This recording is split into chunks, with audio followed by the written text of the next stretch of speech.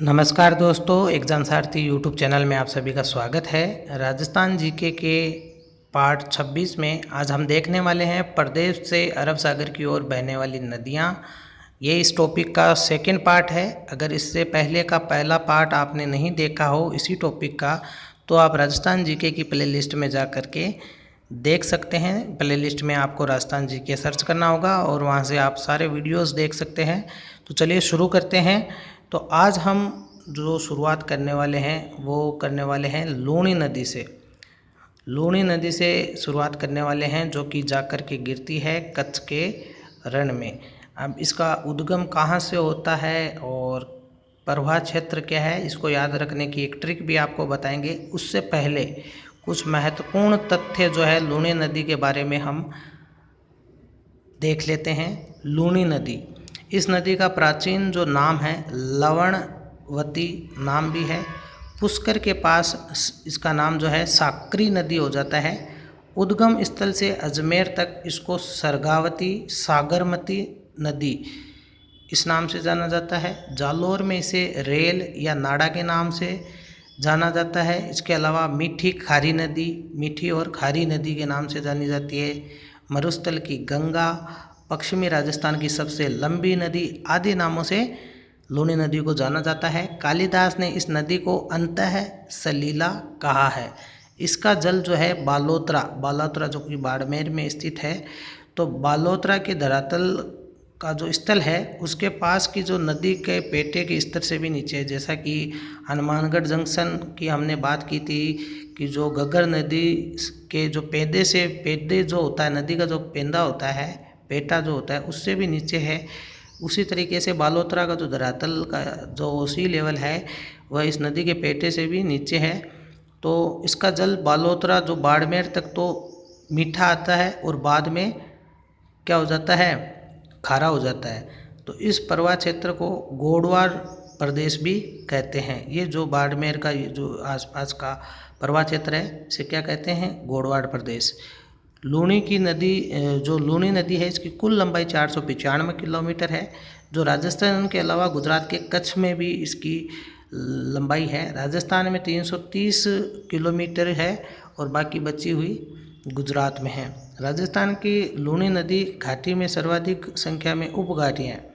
जो लूणी नदी की घाटी है उसमें सर्वाधिक उपघाटियाँ हैं। थार मरुस्थल में राजस्थान की लूणी नदी में एकीकृत जो जल निकास प्रणाली है वो समाहित है।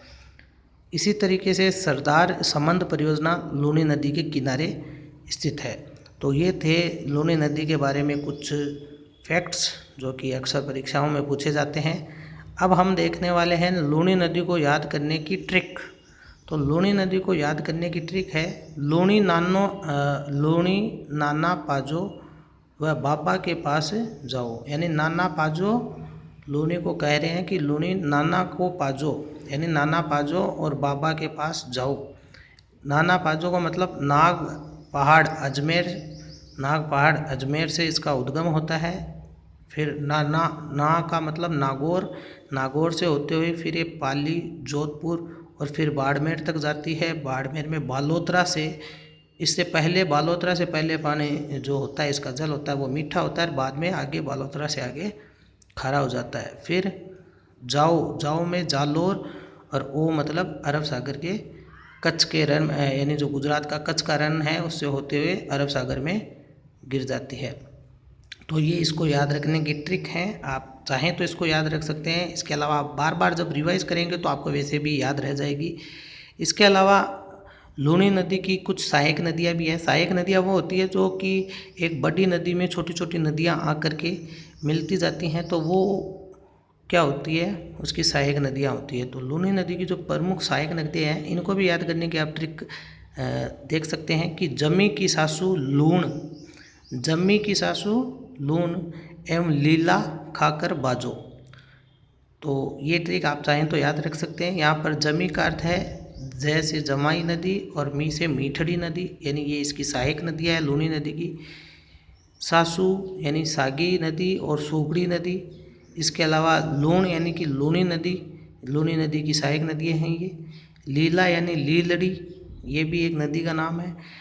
खाकर बाजो यानी खा से खारी नदी, बाजो यानी बा से बांडी नदी और जो से जोजड़ी नदी।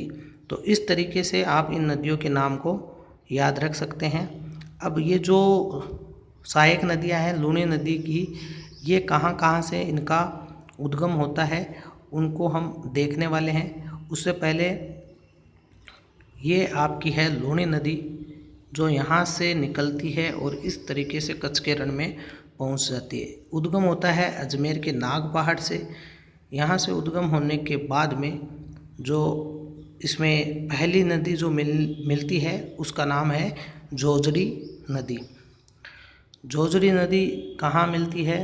चूँकि अजमेर से नागौर की ओर जाती है पहले लूनी नदी, तो ये क्रम भी आपको ध्यान होना चाहिए नदियों का और जिलों का। तो अजमेर से नागौर की ओर प्रवेश करी तो यहाँ पर आगे जा कर के ये यहाँ पर नदी जो इसमें मिलने वाली है नागौर की जो नदी, हालांकि नदी नागौर की मिलती है लेकिन जोधपुर में जा कर के मिलती है। और जोजड़ी नदी से पहले जो है पाली की मीठड़ी नदी जो है वह लूनी नदी में मिल जाती है। तो जोजड़ी नदी पहले नहीं मिलेगी, पहले मिलेगी मीठड़ी नदी। मीठड़ी नदी जो है ये पाली से इसका उद्गम होता है और ये कुछ दूरी में पाली में बहने के बाद ये जो है जोधपुर में जो एक लूनी नदी से जाकर के मिल जाती है। इसके बाद में जो जोजड़ी नदी है इसका उद्गम होता है नागौर के पाड़लू गांव से। और जोजड़ी नदी जो है ये लूनी नदी की एकमात्र सहायक नदी, ऐसी सहायक नदी है जो कि दाएं ओर से, यानी ये जो आपकी लूनी नदी है इसकी दाएं ओर से इसमें मिल रही है। आप देख सकते हैं इसको थोड़ा क्लियर करके कि जैसे ये लूनी नदी है तो बाकी सारी नदियां तो बाईं ओर से मिल रही है, लेकिन एकमात्र ये नदी है जाजड़ी नदी, जोजड़ी नदी, जो कि इसके दाएं किनारे से दाईं ओर से मिल रही है और जिसका उद्गम भी अरावली की पहाड़ियों से नहीं होता है। बाकी सभी जितनी भी नदियां हैं उनका कहाँ से होता है? अरावली की पहाड़ियों से जो है उद्गम होता है। अब जो मीठड़ी नदी है वो मिल गई, जोजड़ी नदी मिल गई, आगे जाती है तो पाली से एक नदी फिर निकलती है जो कि जाकर के बाड़मेर में फिर से लूनी नदी में मिल जाती है और इस नदी का नाम है सुगड़ी नदी। इसका उद्गम कहाँ से होता है? पाली के पास ही है एक देसुरी नाम की जगह है, वहाँ से सुगड़ी नदी का उद्गम होता है और ये जाकर के यहाँ पर बाड़मेर में जो है मिल जाती है लूनी नदी में। इसके बाद एक और नदी जो है निकलती है, उसका उद्गम स्थल भी पाली ही है, पाली ज़िले से होते हुए, और ये फिर मिल जाती है लूनी नदी में। इस नदी का नाम है जवाई नदी। ये यहाँ पाली ज़िले से इसका उद्गम होता है। पाली ज़िले की बाली नाम की एक तहसील है, वहाँ का एक गोरैया गांव है। ये भी अरावली की एक नदी है, अरावली की पहाड़ियों से निकलने वाली एक नदी है जवाई नदी। तो कुल मिला के पाली से अभी तक 3 नदियाँ इसमें मिल चुकी है, एक नदी जो है नागौर से मिल चुकी है। नेक्स्ट जो इसमें लूनी नदी में मिलने वाली नदी है उसका नाम है सागी नदी। बात करें सागी नदी की तो ये जालोर से इसका उद्गम होता है और जालोर में ही, जालोर और बाड़मेर की जो सीमा है वहाँ पर ही ये लूनी नदी के अंदर मिल जाती है। सागी नदी जो है ये जालोर की जसवंतपुरा की पहाड़ी से इसका उद्गम होता है और ये भी अरावली की एक नदी है जिसका उद्गम अरावली की पहाड़ियों से होता है। आगे जो हम नदी देखने वाले हैं वह नदी है साबरमती नदी। साबरमती नदी की अगर बात करें तो इसका उद्गम होता है उदयपुर से और उदयपुर में भी जो पदराड़ा नामक जगह है वहाँ से इसका उद्गम होता है। फिर ये जो है गुजरात से होते हुए खंबात की खाड़ी में जाकर के और यूँ कह सकते हैं कि मिल जाती है अरब सागर में। तो साबरमती नदी राजस्थान की एकमात्र नदी है जिसका उद्गम तो राजस्थान से होता है, परंतु इसका महत्व तो गुजरात के लिए ज़्यादा है, क्योंकि जिसकी कुल लंबाई 416 किलोमीटर है, जिसमें से खाली 45 किलोमीटर ही राजस्थान में रहती है। बाकी जो ज़्यादातर जो इसकी लंबाई है वो कहाँ है? गुजरात में 416 किलोमीटर। इसके अलावा कुछ फैक्ट्स यहाँ पर हम देख सकते हैं नदियों से रिलेटेड, जो कि अक्सर एग्ज़ाम में पूछे जाते हैं। तो बहुत सारी नदियाँ यहाँ पर हमने कवर कर ली है जो कि अरब सागर में गिरती हैं। एक फैक्ट तो आप ये देख सकते हैं कि जो जवाई नदी है इसमें जल प्रदूषण का प्रमुख कारण रंगाई और छपाई का उद्योग जो है उसके कारण होती है। और ये जवाई नदी कौन सी है जो कि आपको हमने बताई थी, पाली ज़िले की जो बाली तहसील है वहाँ के गोरिया गांव से ये निकलती है, फिर जालौर से होती हुई बाड़मेर में ये लूनी नदी में मिल जाती है।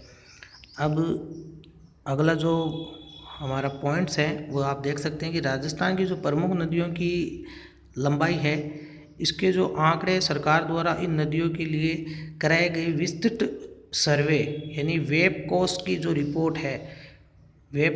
रिपोर्ट है, उनसे ही लिए गए हैं।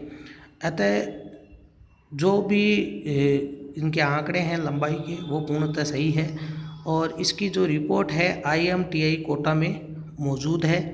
राज्य की नदियों की लंबाई के आंकड़े जो पूर्व में प्रचलित थे या अभी भी जो अन्य पुस्तकों में या कहीं पे भी दिए हुए रहते हैं, उनका अगर उनको मान के चलें तो आप देख सकते हैं, क्योंकि परीक्षा के दृष्टिकोण से कई बार क्या होता है कि पुराने जो प्रचलित आंकड़े होते हैं वो ऑप्शन में दिए होते हैं, लेकिन जो वेब कोस्ट की जो रिपोर्ट है उसके हिसाब से जो आंकड़े थोड़े से डिफरेंट हैं, लेकिन एग्ज़ाम में कोई भी ऑप्शन में दिया हो सकता है। तो आपको ये आंकड़े भी ध्यान रखने हैं जिनके हिसाब से जो बनास नदी है इसकी लंबाई 480 किलोमीटर है, माही नदी की 576 किलोमीटर है, लूनी नदी की 350 किलोमीटर, बाणगंगा की 380 किलोमीटर और चंबल जो है इसकी लंबाई 956 से 966 किलोमीटर है।